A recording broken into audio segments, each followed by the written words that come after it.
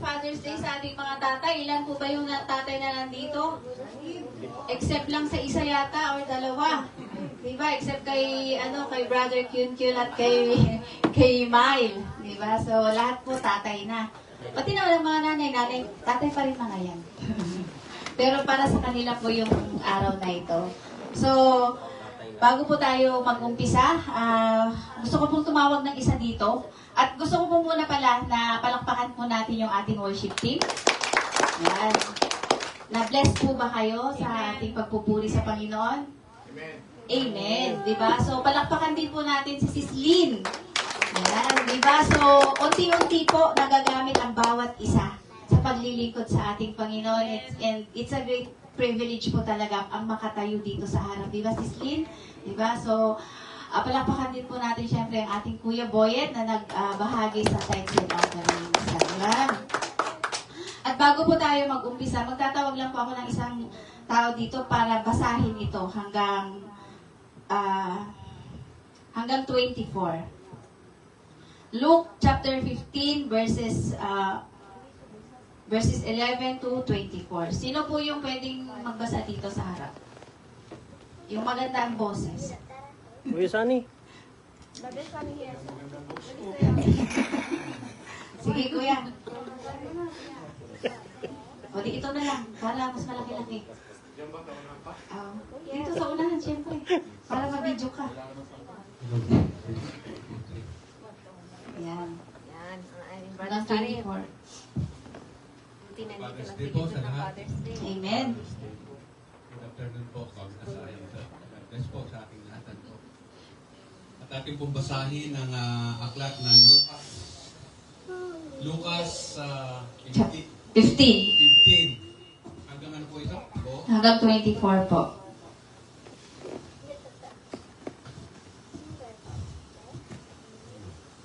Hindi lang kita makita. Ang talinhaga sa nawawalang tupa. Hindi po, sa prodigal. Opo. 15. Saglit lang po. Maliit ba? Baka gusto mo gamitin yung ano po? Ito kuya. Yan. Glass. Ay, glass. Panakunot yung mo ah. Ang talinhaga tungkol sa naglayas na anak. Ayun. Verse 1, nagpatuloy si Jesus, may isang ama na may dalawang anak na lalaki. Sinabi sa bunso ng kanyang ama, Ama, gusto ko nang kunin ang bahaging mamanahin ko. Kaya hinati ng ama ang ari-arian niya sa dalawa niyang anak. Pagkalipas ng ilang araw, pinagbili ng bunso ang lahat ng minana niya at pumunta sa malayong bayan. At doon ay winaldas niya ang lahat sa walang kwentang pamumuhay. Amen. Nang maubos na ang pera niya, nagkaroon ng matinding tagutom sa lupain niyon. At naghirap siya. 15. Kaya namasukan siya bilang tagapag-alaga ng baboy sa isang taga roon at ipinadala siyang magpakain ng mga baboy sa kanyang bukid. 16. Sa tindi ng kanyang gutom, halos gusto na niyang kainin kahit ang pagkain ng mga baboy. Dahil walang magbibigay sa kanya ng makakain. 17. Nang makapag-isip-isip siya, sinabi niya sa kanyang sarili, sa amin, kahit ang mga utusan ng aking ama ay may sobrang pagkain. Pero ako rito ay halos mamatay na sa gutom. 18. Babalik na lang ako sa amin at sasabihin ko sa aking ama, Ama, nagkasala po ako sa Diyos at sa inyo. 19. Hindi na po ako karapat-dapat na tawaging anak ninyo. Gawin nyo na lamang po ako isa sa mga utusan ninyo. Verse 20. Kaya umuwi siya sa kanyang ama. Malayo pa'y natanaw na siya ng kanyang ama at naawa ito sa kanya. Kaya patakbo siya nitong sinalubong at niyakap at hinalikan. 21. Sinabi ng anak sa kanyang ama, Ama, nagkasala po ako sa Diyos at sa inyo. Hindi na po karapat-dapat, nulit ko tawaging anak ninyo. 22. Ngunit tinawag pa rin ng ama ang mga utusan niya at sinabi, Bilis, dalhin ninyo rito ang pinakamagandang damit at bihisan siya. Lagyan ninyo ng singsing ang daliri niya at suotan ninyo ng sandalyas ang mga paa niya. 23. At kumuha kayo ng guya na pinataba natin at katayin ninyo. Magdiwang tayo dahil ang anak ko na akala ko'y patay na ay bumalik na buhay. Nawala siya, ngunit muling nakita. Kaya nagsimula siyang magdiwang. Last 25. Samantala, nasa bukid noon ang panganay. Hindi, tama na. Oh, sorry, nakalampas. 24 lang po pala. Yes. Ayun. Sige po, manalangin tayo. Yes, Lord, maraming salamat, Panginoon, sa pagkakataong ito, O God. And thank you, Lord God, sa salita mo, Panginoon, na nabasa kanina, O God. And Lord, ikaw nga po ang manguna sa pagbabahagi ko nito, Panginoon. And Lord, may the words of my mouth and the meditation of my heart be pleasing to you, O God, my Lord and my Redeemer. And Lord, open the hearts of each and every one of us, Panginoon, para mas magrema sa puso namin ang pag-ibig ng isang Ama. Thank you, Lord God. We praise you and we honor you. In Jesus' name I pray. Amen. So, yun. Sino po ang nakakaalam ng story ng prodigal son? The lost son. Lahat po siguro tayo, alam natin yung story nun, no? Kung hindi po nyo alam, yun po kanina, yung binasa po ni Kuya, is yun po yung story ng the lost son. Pero, ang pag-uusapan po natin dito talaga ay yung kanyang ama. Yung kanyang tatay, di po ba? So ngayon, bago natin umpisahan yung salita ng Panginoon, sabihin niyo nga natin yan. I am destined for greatness. Are you proud na destined for greatness, church kayo? Amen. Amen. So yan. So ang title po ng ating pag-aaralan ngayon is A Father's Great Love. Kung last time po, yung pagmamahal ng isang ina. Ngayon naman po ay pagmamahal ng isang ama. So may tanong po ako sa inyo. Pag sinabi po yung father, ano po yung unang naiisip ninyo? Andun po ba yung comfort? Andun po ba yung strength na parang kasi kapag maganda yung relationship mo sa papa mo, sa tatay mo, di ba nandun yung comfort, andun yung strength, andun yung parang secure ka. Pero naman, kapag hindi naging maganda yung relationship mo sa tatay mo, syempre nandun yung galit, andun yung parang ayaw mo siyang isipin, di ba? So, may mga ganun po ba dito sa inyo na hindi maganda yung relasyon niya sa kanyang tatay? Ay, praise God, kasi wala. Lahat tayo maganda yung relationship natin sa ating mga tatay, di ba? Amen ba yun? Amen. So, minsan, di ba, pag naisip natin ng tatay, mas lalo na kapag tricycle driver yan, di ba, naisip natin amoy pawis. Tama. Kapag driver, amoy pawis. Kapag ka nagtatrabaho sa mga, amoy, kagaya ni Brother Alfred, sa mga midyasan, amoy langis. Amoy monji. Di ba? Ganun yung amoy ng mga tatay. O kaya yung mga old cologne. Di ba? Yun yung mga pabango nila. Si Kuya Boy, amoy wondan yan. Di ba? Kapag nandun sa factory niya, si Kuya, si Brother Jerome at si Kuya Sunny, mga garments yan. So, amoy tela sila. Di ba? And minsan, ayaw ng anak magpahalik sa kanila. Kasi mababaho sila. Di ba? Parang underrated ang mga father sometimes. Pero, alam niyo po, yung bang, ang mga tatay kasi, hindi rin po sila yung, yung bang, yung sinasabi na mahal nila ang kanilang anak. Hindi po, di ba? Sino po yung nagsasabi dito na kapag tumatawag sa anak niya o kapag nakikita niya yung anak niya, I love you anak, nagkasabing ganon. Sino po ang tatay na ganon? Ayun, si Brother Jerome, si Kuya. Amen. Diba? Kasi diba, si Brother Alfred, hindi. Hindi siya diba, ang mga tatay kasi minsan, hindi sila maboka. Kumbaga, hindi sila showy, hindi nila ini-express yung nararamdaman nila sa kanilang mga anak, diba? And mas lalo na pag sa asawa, minsan hindi na nag-I love you, mas lalo na pag matagal na. Hindi pwede ang ganon. Kailangan nandun pa rin yung yung pagmamahal.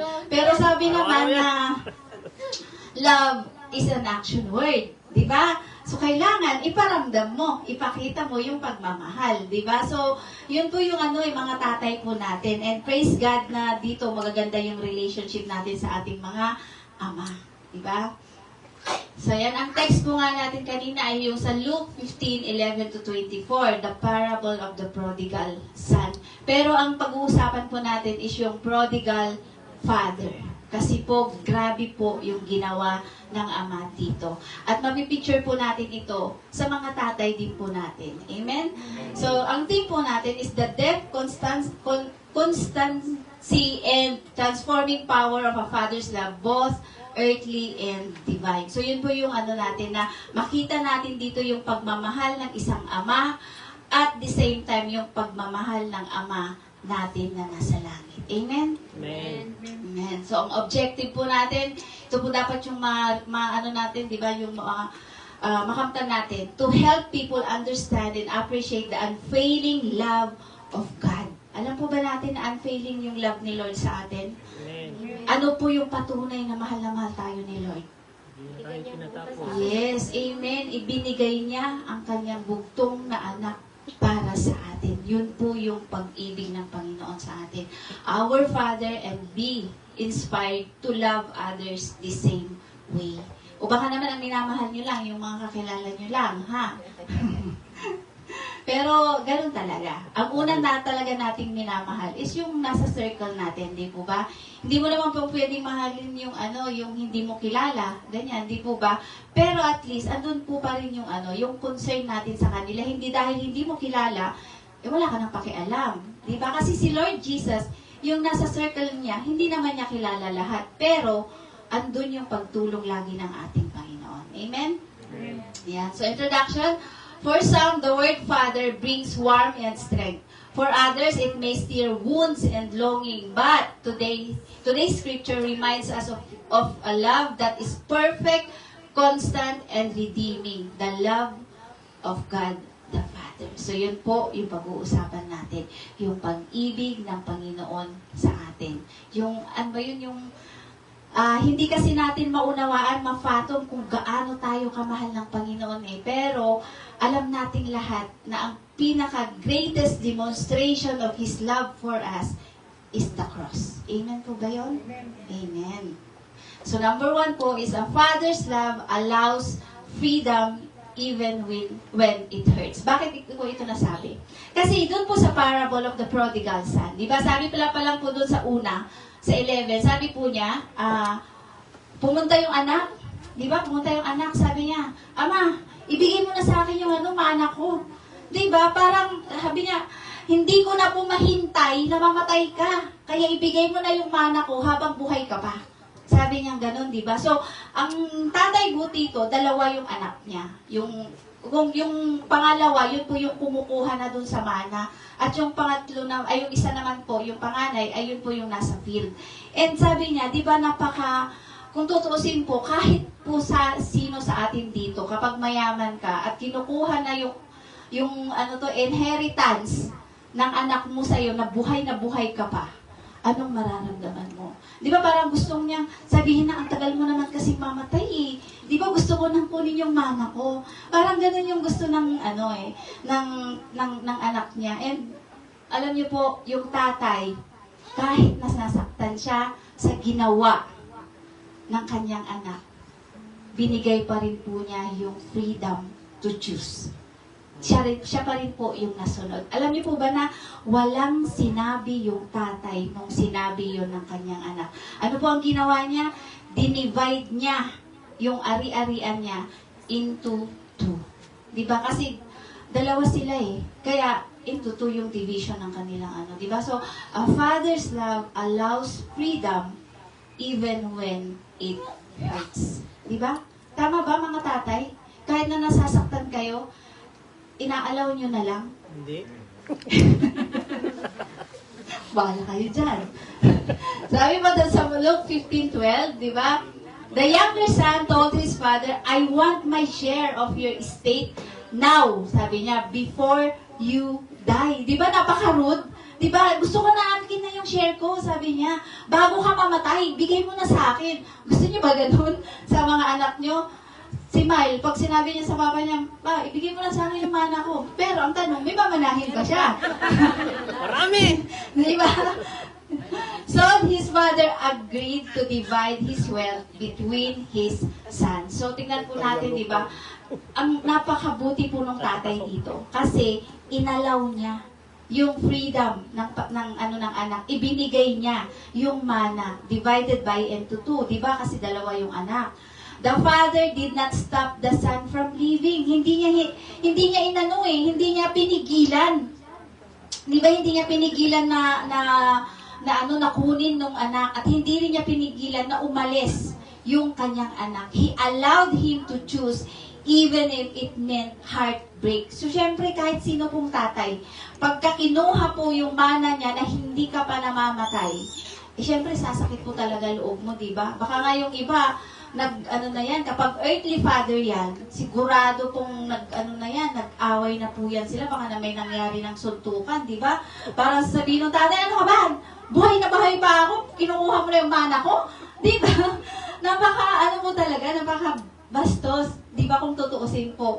Pero, nakikita po natin dito yung tatay. Alam niyo po, ito pong parable of the prodigal son, ay mismo si Jesus Christ po yung nagkukwento dito.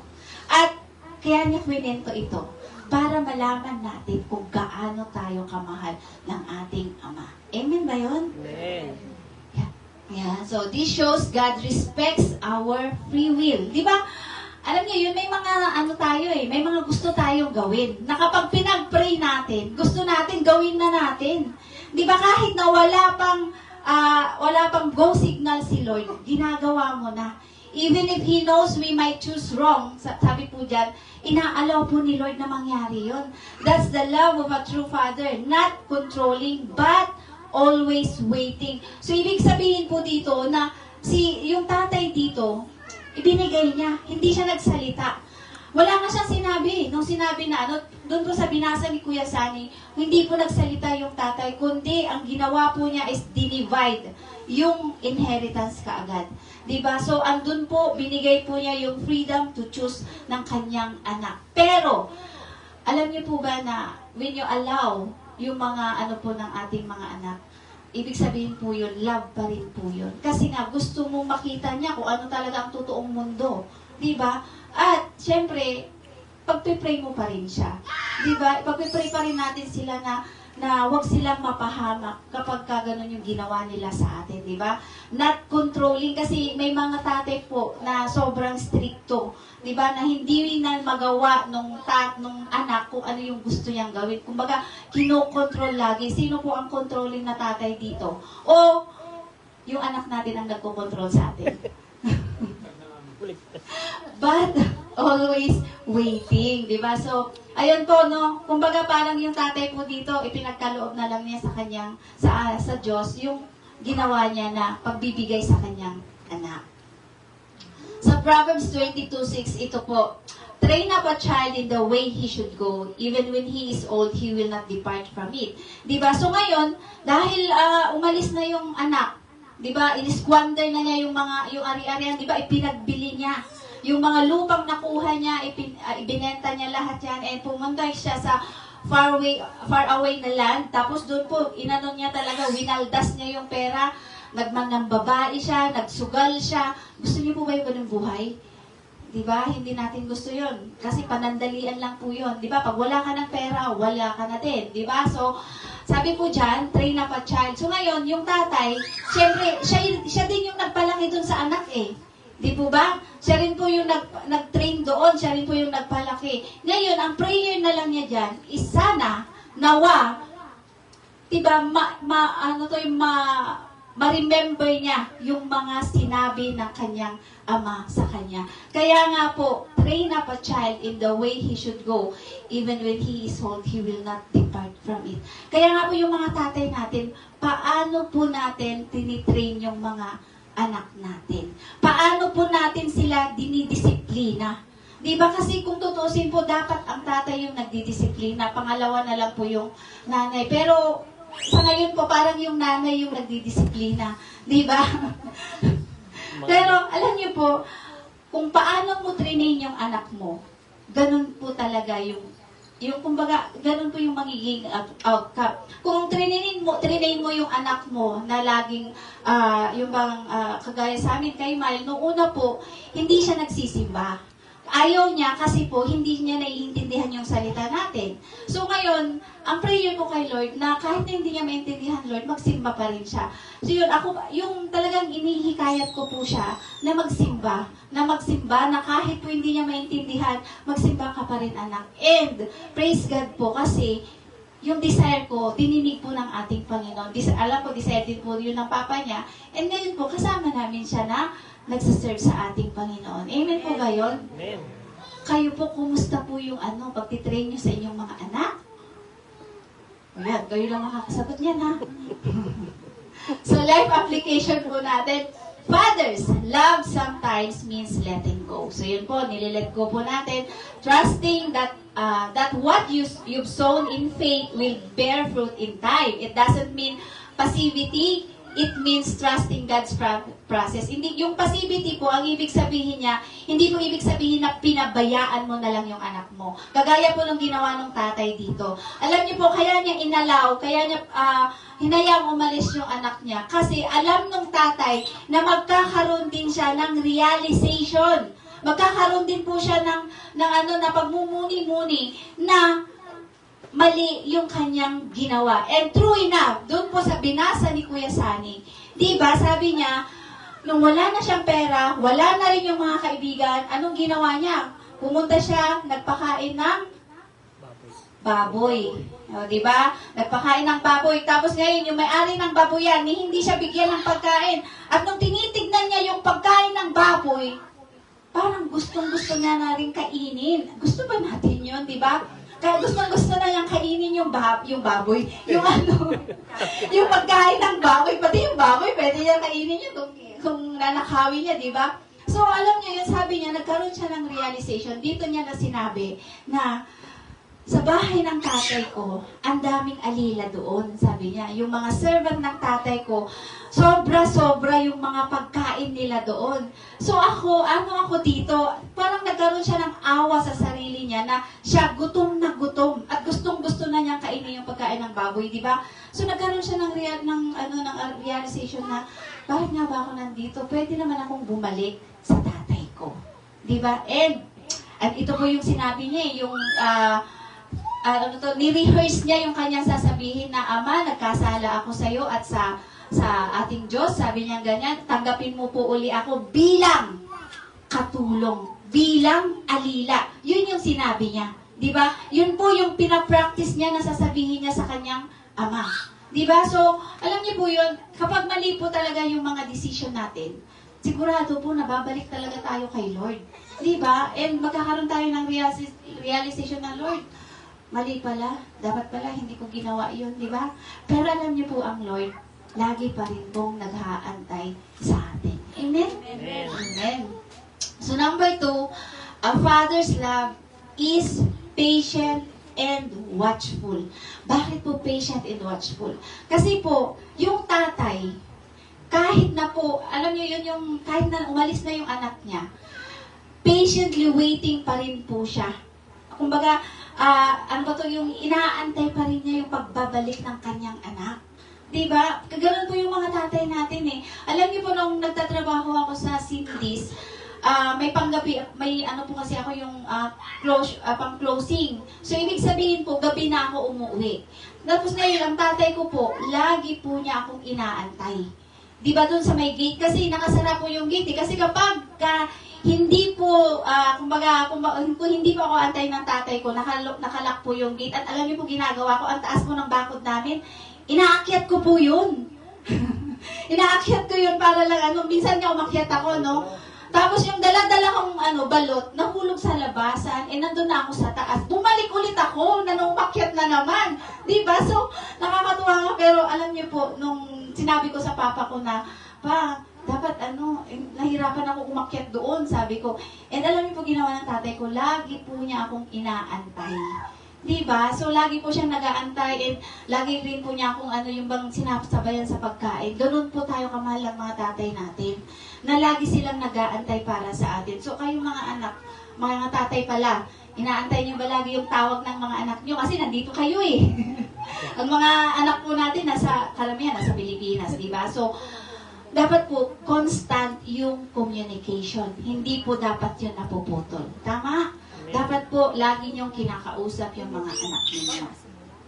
Yan. Sa Luke 20:8, sa NLT po, so he returned home to his father, and while he was still a long way off, his father saw him coming. Alam niyo po yung ibig sabihin ng still a long way off. Ibig sabihin po, sobrang layo pa ng kanyang anak. Kumbaga, maliit, parang siguro langgam pa lang yung nakikita niya. Alam niyo po kung bakit alam niya yung yung itsura ng kanyang anak. Kasi po, every day, nag-aantay po siya sa pagbabalik ng kanyang anak. Amen ba yun? Kasi kung hindi ka nag-aantay, hindi mo maano na siya yun eh. Na hindi na siya yung anak mo. Diba? So, sabi niya dyan, long way off. So, ibig sabihin, sobrang layo pa. Pero alam na niya na yun ang kanyang anak. His father saw him coming. Nandyan na yung anak ko, nandyan na yung anak ko. At ano po ang ginawa ng tatay? Diba? The father didn't just happen to see his son. It implies he was watching every day, hoping and longing. Diba? That's a picture of God. He watches and waits for us with patience. He never gives up on us. Diba? Ilang beses tayong kumbaga, hindi nagpatuloy, diba? Ako nga, yung Lord, ibigay mo lang to, sige, magpapatuloy na ako. May mga ganun pa ako eh. Di ba kasi nga, ayaw natin magpatuloy dati. Di ba? Pero si Lord po, ang ating Diyos Ama, lagi po niya tayong inaantay. Di ba? Mas lalo na po nung mga may bisyo pa po yung mga tatay natin dito. Nagbabasa ba sila ng Bible o nag-pray ba sila? Di ba? Hindi. Baka nga nahihiya pa silang lumapit kay Lord eh. Dahil nga walang relationship pa or kilala nila si Lord pero hindi pa nila wala pang relationship. Kaya nga po, di ba, kapag tatay ka na po talaga, tingnan niyo po yung tatay dito, hindi lang po basta nakita niya, kundi, hindi aksidente na nakita niya, kundi araw-araw po na ini-scan niya yung horizon, yung daanan, para po makita niya kung nandyan na yung kanyang anak. Di ba, everyday po, na nandun yung hope niya, andun yung longingness niya sa kanyang anak. Kaya naman po, di ba, bumalik po yung anak niya eh, di ba? That's a picture of God. He watches and waits for us with patience. Tayo pong lahat, inantay po tayong lahat ng Panginoon. Amen. Na bumalik sa Kanya. Tama? Amen. Amen. Si Lord po, hindi siya nag-give up. Lahat po tayo, ang gusto ni Lord ay bumalik sa Kanya. Amen? Yan. Sa 2 Peter, ito po, the Lord is not slow in keeping His promise, as some understand slowness. Instead, He is patient with you, not wanting anyone to perish. Diba? Hindi po naman talaga gusto ni Lord na mamatay ka na lang, hindi mo siya kilala eh. Diba? Diba? But everyone to come to repentance. Diba? Kaya nga po yung anak dito, nagsabi siya na, babalik na ako sa tatay ko. At ni-rehearse niya po yung kanya sasabihin, pre-practice niya na nagkasala ako sa iyo at sa ating Diyos, sabi niya, at tanggapin mo ulit ako bilang alila. Yun yung sinabi niya. So, nandun po na, nagkaroon na po siya ng, realization and sabi niya, magre-repent ako. Diba? Kasi nga po si Lord, He is patient with you. Ngayon po, na nandito tayo, alam niyo po, palalimin po natin yung relationship natin sa ating Diyos Ama. Tama ba? Ba't mahina? Amen. Yun. Yan, life application. Some of us think we've gone too far from God. Minsan kasi iniisip natin na parang sumusobra na tayo sa ating Panginoon. Parang lagi natin siyang dinidisobey, lagi tayong hindi natitiwala sa Kanya. But the Father is watching. Ang ating Diyos Ama ay tinitignan niya po tayo lagi. At inaantay na lumapit sa Kanya. Ngayon po, lumalapit po ba kayo kay Lord lagi? Yung napag-usapan po natin last time, come boldly to the throne of grace. Amen? All He wants is for us to take one step back toward Him and He will run to meet us. Ito po, di ba?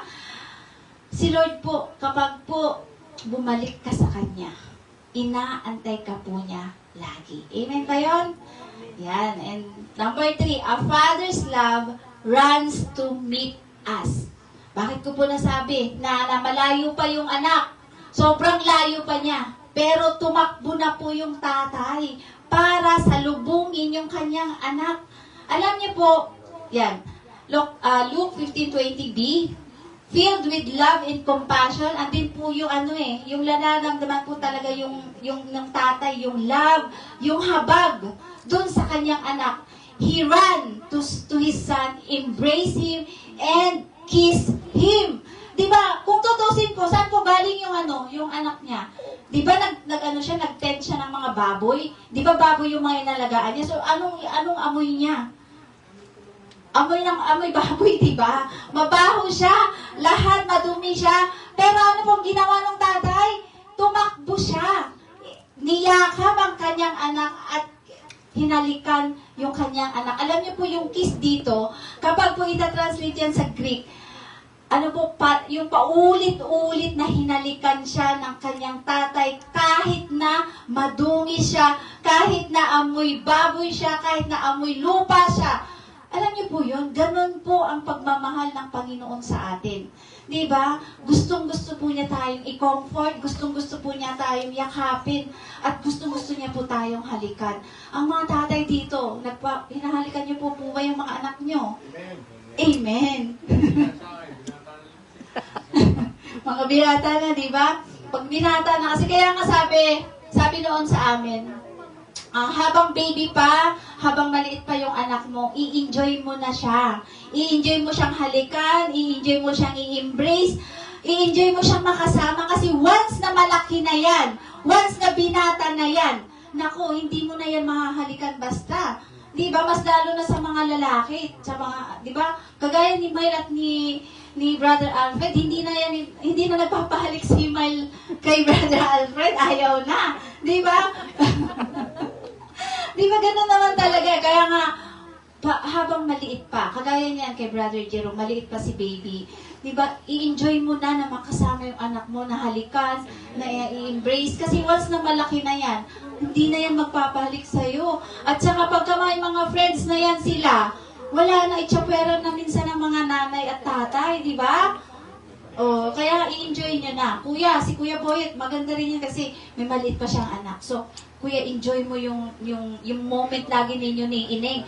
Pag napapanood ko nga yung mga reels ni Kuya, nakasama niya si Ineng, yung nag-i-scooter siya, di ba? Pero napagod na, sumakay na lang sa scooter, tapos si Papa na lang niya yung taga-tulak. Di ba? So, i-enjoy po nyo yung mga moment na yun. Yun po yung mga dapat nating i-treasure. And sabi nga ni Brother Alfred din minsan sa akin na, nung tinuturuan niya rin si Myle na mag-bike, di ba? So, alam niyo ba yun, na kapag pinadala namin si Myle, hindi namin ma-i-enjoy yung kabataan niya talaga. Di ba? So, siya yung nagturo na makapag-bike si Myle. Siya yung nagturo na makapag-skate. Hindi ko alam kung bakit hindi natutong mag-skate eh. Kasi hindi rin marunong yung tatay. Di ba? So, alam niyo po, enjoy po natin. habang maliliit pa po yung mga anak natin, i-enjoy po natin sila. Kasi yan po yung yung iti-treasure mo, hindi mo na po yan mababalikan talaga. Kaya nga nung maliit si Mel, ang dami kong picture sa kanya. May album pa yan. Kasi nga, alam ko na pag malaki na siya, sabi nga niya sa akin noon, Mama, I'm not a baby. Sabi niya gano'n. Pero forever baby kita. Ha? Sabi niya gano'n sa akin. Pero alam niyo yun, ang mga anak po talaga natin, kahit malalaki na yan sila, andun hindi nagbabago yung pagmamahal ng mga magulang. Amen? Amen. Yung success nila, success mo. Tama? Amen. Oo. Yan, si Sislyn. Yung success ng kanyang anak, at saka siya yun yung i-inspiration din ng kanyang mga anak. Dapat po ganun. Tayo yung maging inspiration ng mga anak natin, hindi maging desperation. Tama? Amen. Kasi minsan, di ba, kahit naman ako, lumaki ako na, na yung tatay ko po is, talagang magaling siya uminom. And nauospital po siya dahil sa pag-inom niya noon. Pero alam niyo po, kahit si Papa ko din po, hindi rin po siya showy. Hindi rin po niya sinasabi sa akin na, mahal kita anak. Walang ganon. Kahit sa Ilocano, hindi niya sinasabi yun sa akin. Pero, nakita ko po yung pagmamahal niya sa amin. Mas lalo na po kapag yung may sakit ako, talagang yung alaga ka talaga niya as in. Parang higit pa siya sa nanay ko talaga.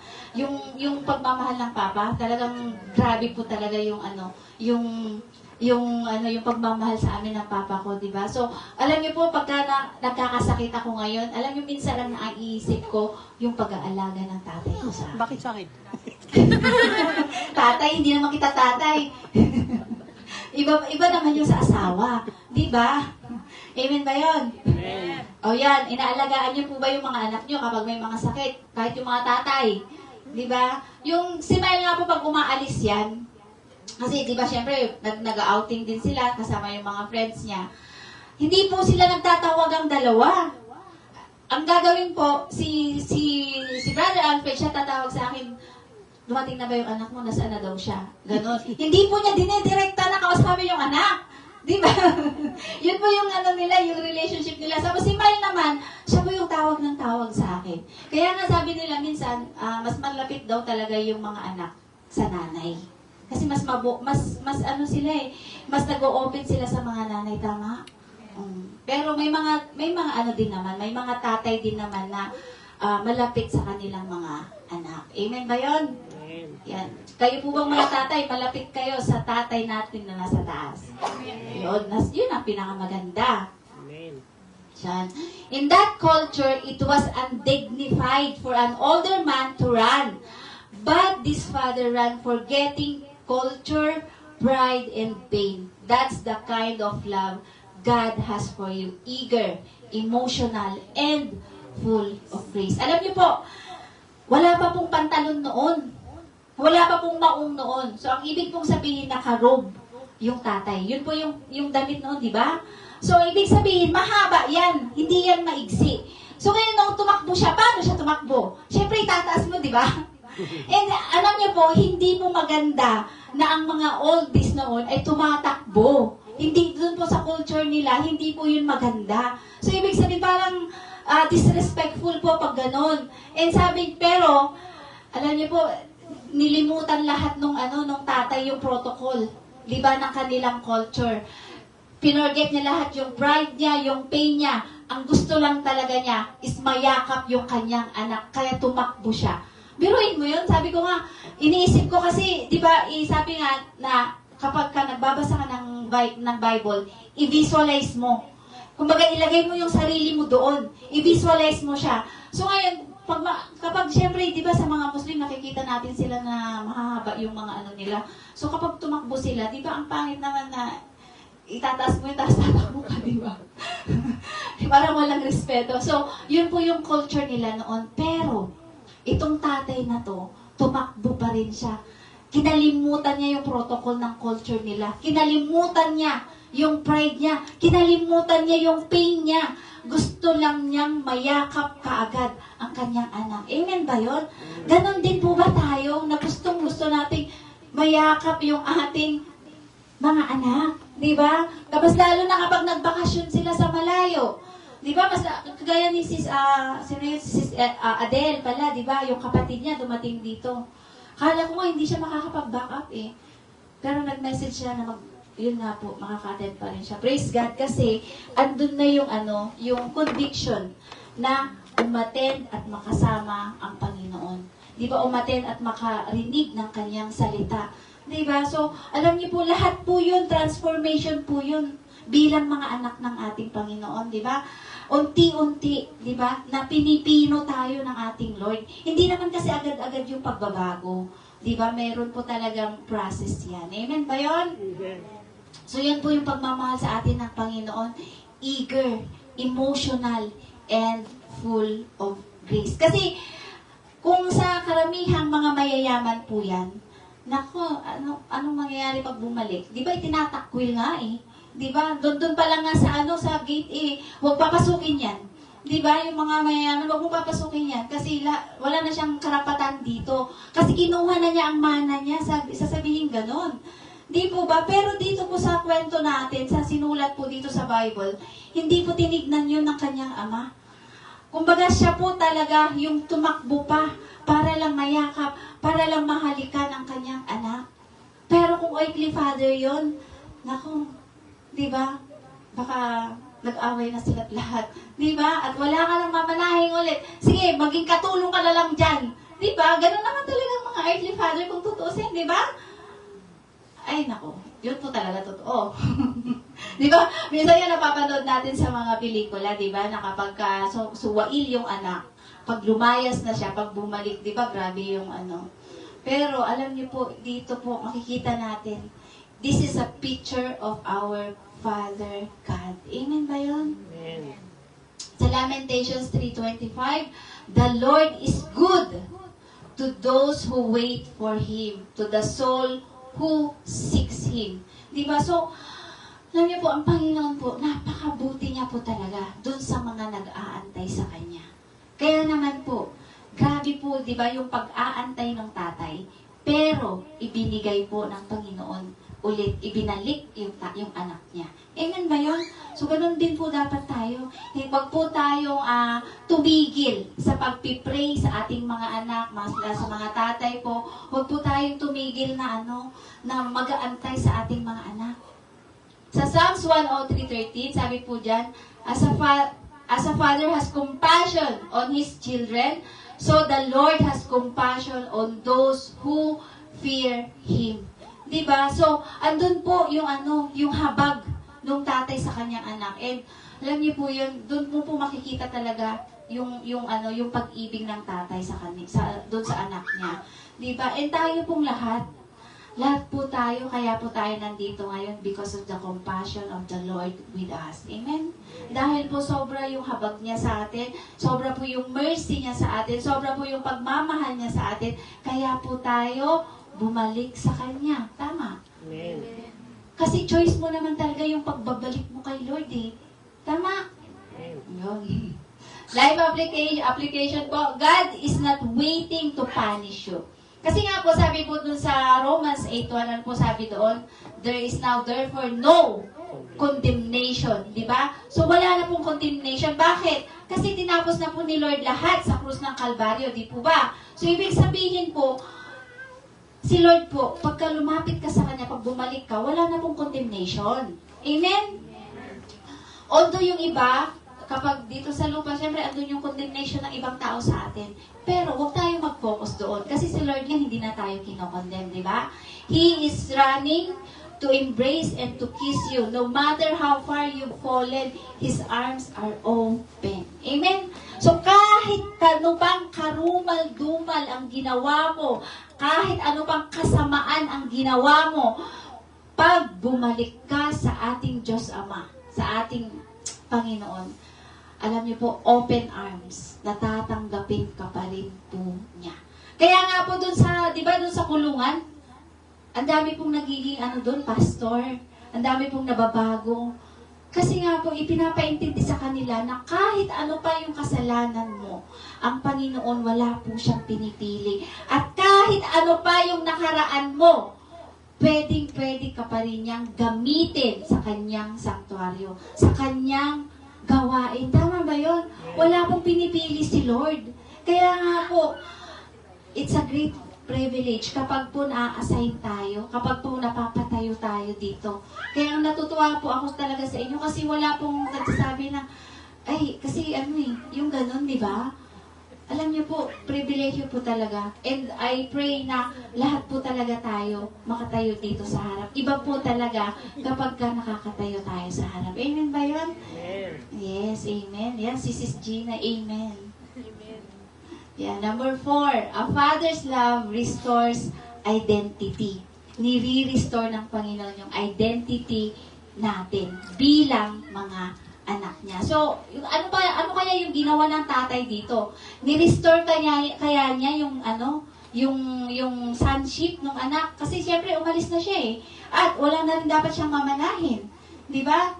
Pero tingnan po natin. Sa Luke 15:22 sabi po diyan, but his father said to the servants, quick, sabi niya, 'di ba? Bring the finest robe in the house and put it on him.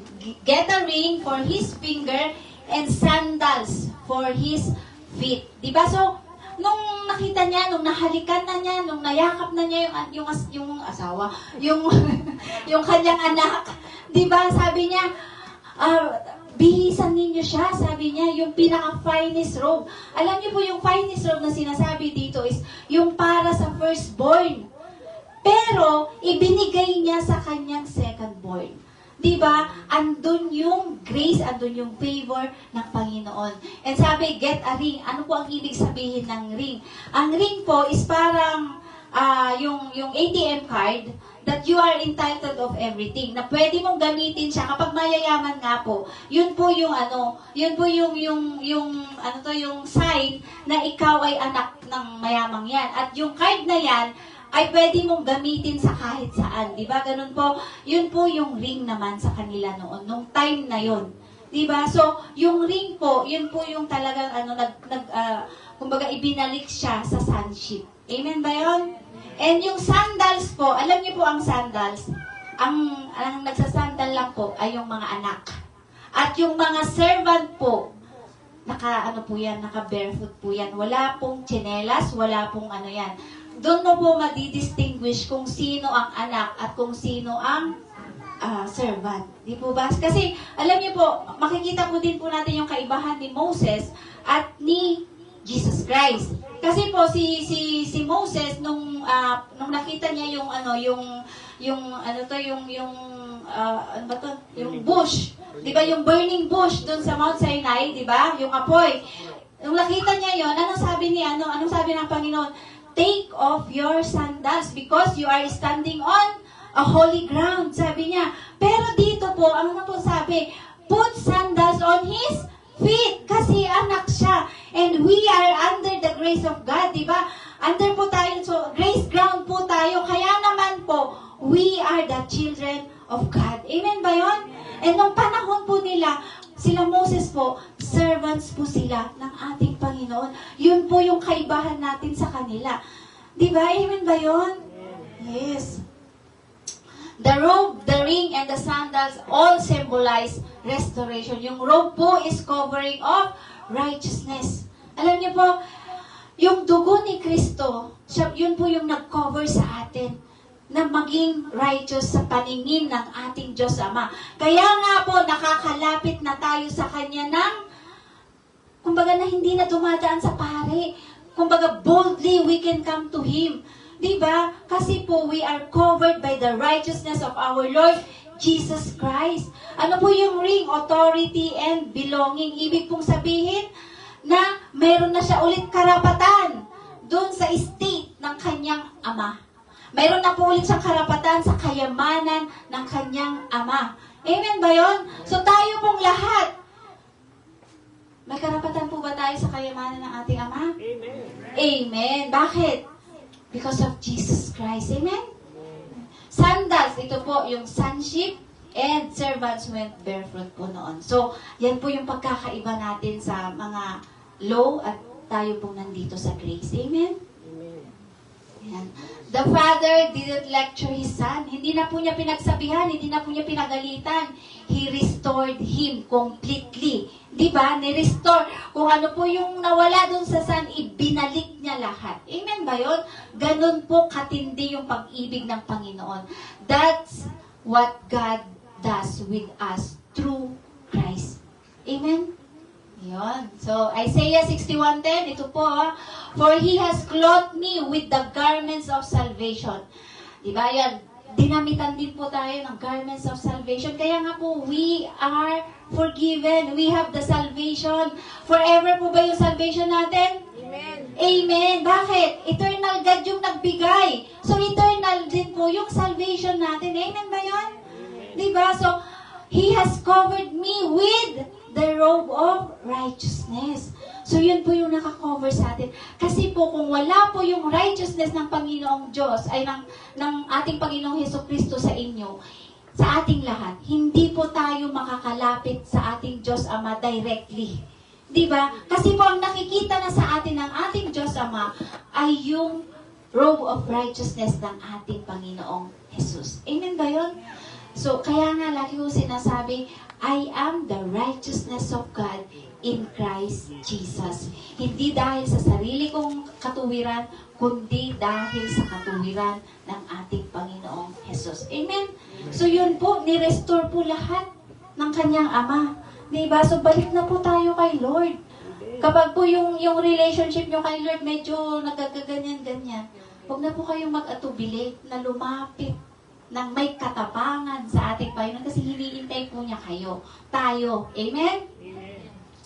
Life application, no matter your past, kahit ano pa yung yung past mo, yung nakaraan mo, when you return to God, He doesn't treat you like a servant.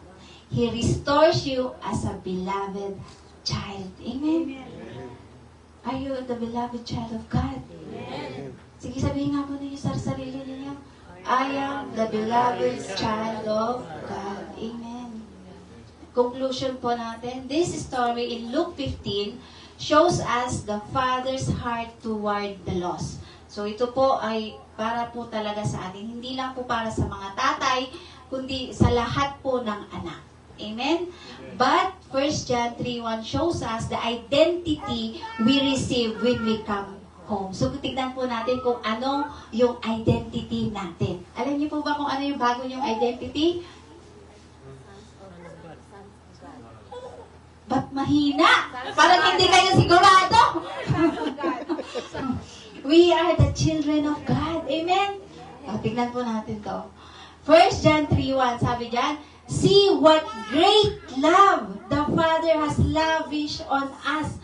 Labis-labis na pag-ibig ng Panginoon sa atin that we should be called children of God. Are you a child of God? Are you the beloved child of God? Amen? Amen. And that is what we are. The reason the world does not know us is that it did not know Him. So, ibig sabihin po, yung mga hindi pa tumanggap sa ating Diyos, Panginoong Jesus, hindi po nila alam na sila pala ay mga magiging anak ng Panginoon kung tatanggapin nila, kung malalaman nila talaga yung katotohanan, di ba? So, kaya nga po tayo, ano po ang natin, ang role natin dito? Di ba? Ayaw naman po nating sarilinin yung kaligtasan na natanggap natin, di po ba? So, ibig sabihin po talaga, i-share din po natin kung ano yung naranasan natin sa ating Panginoon. Kung ano yung tinanggap natin sa ating Panginoon. Amen ba yun? Sino po ang nahihiya dito na i-share ang salita ng Panginoon? Wala. Wala. Dapat talaga wala. Di ba? Kasi kung mayroon kang dapat ipagmalaki, ay yung salita ng Panginoon. Yung relasyon mo kay Lord.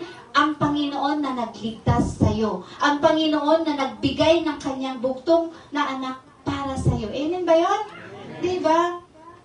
So, tingnan po natin. John is saying, look at this love. It's not normal. Alam niyo po, ang pag-ibig talaga sa atin ni Lord, hindi siya normal. Super ano po talaga, yung kanyang pag-ibig sa atin, kakaiba po talaga. Kasi nga po, ibinigay niya ang kanyang buktong na anak para sa atin, di ba? It's not deserved, it's divine. Deserve po ba natin na mamatay si Jesus para sa ating lahat? Hindi, di ba? Hindi! Dahil, alam niyo po, we are doomed talaga to go to the, yung hell, di ba? Sa impyerno. Pero, dahil sa lavish na pag-ibig, sabi nga dyan, great love, the Father has lavish on us. Yung ibinigay niyang pag-ibig sa atin. What is lavish? Di ba? Yung bestowed upon us, kumbaga, yung ibinigay niya sa atin na lavish na super abounding na pag-ibig na binigay sa atin ng Panginoon. Di ba? Kasi kung tutuusin, pwedeng pabayaan niya na lang tayo. Alam niyo, kung siguro hindi niya ibinigay si Jesus Christ, ano ang itsura ng mundo ngayon? Di ba? Lahat po tayo mapupunta sa hell. Amen? Hindi amen yun. Di ba? Lahat po tayo bound to hell. Pero dahil po sa sobrang pag-ibig ng Panginoon sa atin, kaya naman po. Pero alam niyo, naniniwala ba kayo na may hell? Kung may forever sa ating Panginoon, mayroon ding forever sa hell. Tama? Dalawa po ang forever. Ngayon, saan po tayo? Saan ang gusto natin, di ba? Mayroon din po. Alam niyo po yung hell, may hell. May hell. Yung hell po, ginawa yan para sa mga para kay Satan, para sa mga nag-disobey kay Lord. Ngayon po, yung mga tao na napupunta doon, choice po nila yun. Diba? Kasi hindi po sila bumalik sa ating Panginoon. Tama? Kaya tayo po, diba, pinili natin na mag-serve sa Lord. Pinili natin na magkaroon ng relasyon. Pinili natin na pumunta dito, diba? Alam niyo po, kaya po kayo nandito. Sabi ko nga po, paulit-ulit, you are being led by the Holy Spirit. Kasi kung wala pong Holy Spirit sa'yo, hindi ka pupunta dito. Kasi yun po yung seal na tayo ay ligtas na. Amen? Dahil kung wala kang Holy Spirit, questionable yung relationship mo kay Lord. Yan. So when the prodigal son returned, the father gave him a robe, a ring, and a sandal. Signs that he was restored as a son. Not hired as a servant. Likewise, God bestows a new name and identity on us. Ano po tayo ngayon? Lakasan po natin yan. Child of God. So, yun po, di ba? We are the beloved child of God. Anak ka ba ng Diyos? Amen. Anak ba kayo ng Diyos? Amen. Amen. Dapat yun po, beloved child of God.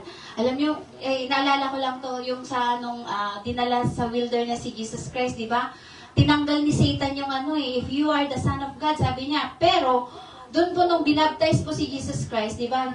This is my beloved, sabi niya, my beloved son, sabi niya, di ba? Pero nung tinitempt na siya nung si Satan, anong sabi niya? If you are the Son of God. Kasi ayaw ipaalala ni Satan na siya ang pinakamamahal na anak. Diba? So, ganun din po tayo. Ang sabihin po natin lagi, I am the beloved child of God. I am the beloved daughter, son of God. Amen ba yan? Huwag po nating tanggalin yung beloved. Kasi yun po talaga yung patunay na we are in Christ. Amen? Amen. So yan, our Father's great love is present in pain. Kahit po may pain, andyan pa rin po siya, ang ating mga tatay, ang ating tatay na sa langit, and patient in waiting.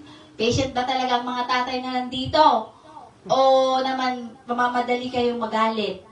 Hindi, dapat. Pursuing in brokenness and powerful in restoration. Amen ba yun?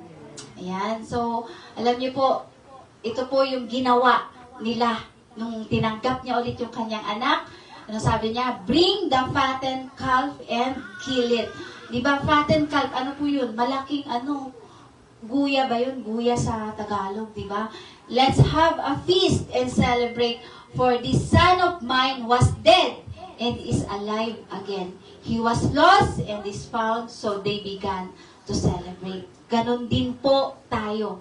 Kapag po bumalik tayo sa ating Diyos Ama, alam niyo po ang sasabihin niya sa atin, welcome, my beloved child. Gusto niyo po ba yung sabihin sa atin ng Panginoon? Diba? So yun po, diba? Kaya naman po, wag po natin sayangin ang pagkakataon pagkakataon. At saka yung mga salita po ni Lord, alam niyo po, wag niyo lang ikip dyan. Gamitin po natin, i-apply po natin yung mga yan. Hindi lang po kapag may pinagdadaanan ka, but every day of your life, gamitin po natin yung salita ni Lord. And alam niyo po, ito po lagi kong sinasabi, wala kang silbi kung hindi mo ginamit ang salita ni Lord. Kasi hindi natin pwedeng sabihin na walang silbi ang salita ni Lord. Laging may silbi ang salita ni Lord. Ikaw ang walang silbi kapag hindi mo ginamit ang salita ng Panginoon. Kapag hindi mo siya in-apply sa buhay mo. Amen ba yun? Amen. So, Happy Father's Day po sa lahat ng mga tatay. Amen? Ayan. Sige, tinatawagin na po natin ang ating